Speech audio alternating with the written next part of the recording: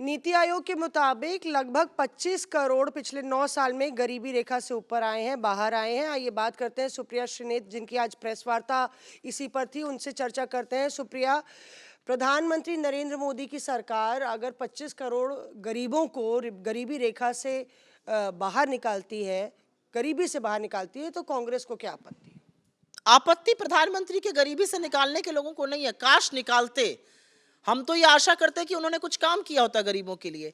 ये जो आंकड़ा है ये झूठा है, ये भ्रमित करने वाला है, ये बिल्कुल षड्यंत्र है उन गरीबों के खिलाफ। और मैं आपको बता देती हूं क्यों।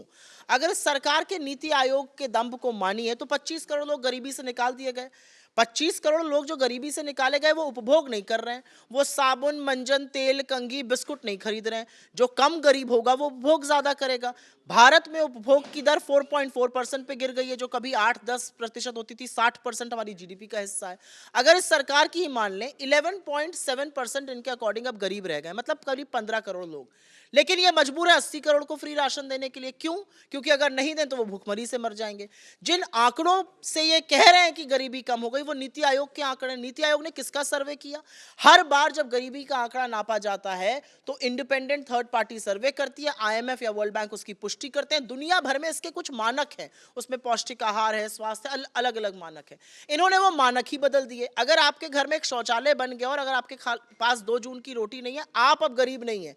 आपके गांव में 5 घरों में बिजली के तार खिंच गए, आप गरीब नहीं है। ये किस तरह का माहौल है? और कहीं ना कहीं ऐसा प्रेरित होता है कि इन मानकों को बदल के, इस तरह का झूठ प्रचारित करके, जो प्रधानमंत्री से लेके पूरी मंडली करती है, वो इसलिए किया जा रहा है क्योंकि ये पहला कदम है इन लोगों को उनके हक से, उनके सेफ्टी नेट से वंचित करने का। क्योंकि धीरे धीरे इसी पर योजनाएं बनेंगी, इसी पे नीति निर्माण होगा और उन 25 करोड़ लोगों को धीमे से बेनिफिशियरीज की लिस्ट से हटा दिया जाएगा। और फिर मोदी सरकार अपने पैर पर कुल्हाड़ी क्यों मारेगी? क्योंकि ये सेफ्टी नेट या ये बेनिफिशरीज की लिस्ट कहा गया है, लाभार्थी जो कहा गया है, ये एक तरह से एक बड़ा तबका है जो प्रधानमंत्री नरेंद्र मोदी की सरकार को बार बार वोट करते आया है। ये लगातार आंकड़े भी यही बताते हैं। आपका सवाल सही है, कुल्हाड़ी क्यों मारेगी पैर में? जब उन्होंने नोटबंदी करी तो अपने पैर पे कुल्हाड़ी क्यों मारी? जब उन्होंने गलत तरह से जीएसटी लागू किया, पैर पे कुल्हाड़ी क्यों मारी? 8 महीने से मणिपुर पर चुप है, पेट पे कुल्हाड़ी क्यों मार रहे हैं? इसलिए मार रहे हैं क्योंकि जो लोकतंत्र का चौथा स्तंभ है, जिसको घेर कर मोदी जी को कटघरे में खड़ा करके सवाल पूछने चाहिए, वो सवाल नहीं पूछ रहा है। नीति आयोग का एक पेपर आया, वहां से एक व्यक्ति ने प्रेस कॉन्फ्रेंस कर दी, प्रधानमंत्री ने ट्वीट कर दिया, एक भाषण दे दिया और वाजी क्या सब चंगा सी चकाचक है सब देश में। किसी ने पूछा कि आपने किस आधार पर रिपोर्ट बनाई? आपसे एक सर्वे करने को कहा जाए, आपने किसका सर्वे किया, क्या सैंपल साइज था, उसमें क्या क्या सवाल पूछे गए, किसी को पता ही नहीं। आपने मानक ही बदल दिए। कुल्हाड़ी इसलिए मारती है सरकार क्योंकि ये सब करने के बाद सरकार को सवालों का सामना नहीं करना पड़ता है। मैं मोदी जी की ही बात मान लूं, उन्होंने बहुत बड़ा कीर्तिमान स्थापित कर दिया। आए मोदी जी, कर ले एक प्रेस कॉन्फ्रेंस, सीना ठोक के बोले मैंने 25 करोड़ लोगों को गरीबी से निकाल दिया। एक प्रेस कॉन्फ्रेंस करें, जो सवाल हम उठा रहे हैं उन सवालों का जवाब दे दें। लेकिन वो नहीं कर पाएंगे क्योंकि वो जानते हैं कि ये झूठा और किताबी दावा है। पर गरीब तो नहीं भ्रमित होंगे ना? अगर गरीब गरीबी से बाहर नहीं आया, वो भ्रमित नहीं होगा, तब फिर मोदी सरकार जाएगी। गरीब असलियत समझ रहा है, गरीब असलियत समझ रहा है और लगातार इनके खिलाफ वोट दे रहा है। जो एक माहौल बनाने की प्रक्रिया है ना, जिसमें आपके भी कुछ साथी काफी संगित रहते हैं, जो एक माहौल बनाने की प्रक्रिया का यह नतीजा है। ये देश के बुद्धिजीवियों के साथ, मिडिल क्लास के साथ इतना बड़ा उपहास है कि आपको ना सिर्फ मूर्ख बनाया जा रहा है पर मूर्ख समझा भी जा रहा है।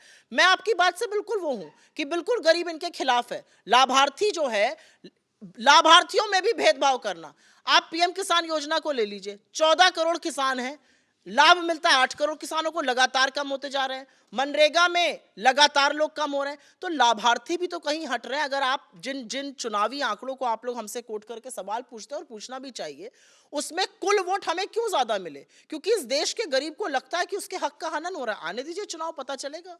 मेरा एक आखिरी सवाल, क्योंकि देश की बात हो रही है, राम मंदिर की बात हो रही है, आप ही के सहयोगी दल के नेता उदयनिधि ने कहा है कि हम मंदिर के खिलाफ नहीं है, पर इस बात के खिलाफ है कि एक मस्जिद को तोड़ के वहां पे मंदिर बना और राजनीति में धर्म को नहीं लाना। मुझे ऐसा लगता है कि इस सवाल का जवाब वो खुद देंगे। मैं उनकी प्रतिनिधि नहीं हूं, उनकी पार्टी की स्पोक्स पर्सन नहीं हूं। शुक्रिया हमसे बात करने के लिए। सुप्रिया श्रीनेत यहाँ पे अपनी राय रखते हुए। कैमरा पर्सन कृपाल सिंह के साथ मौसमी सिंह, दिल्ली आज तक।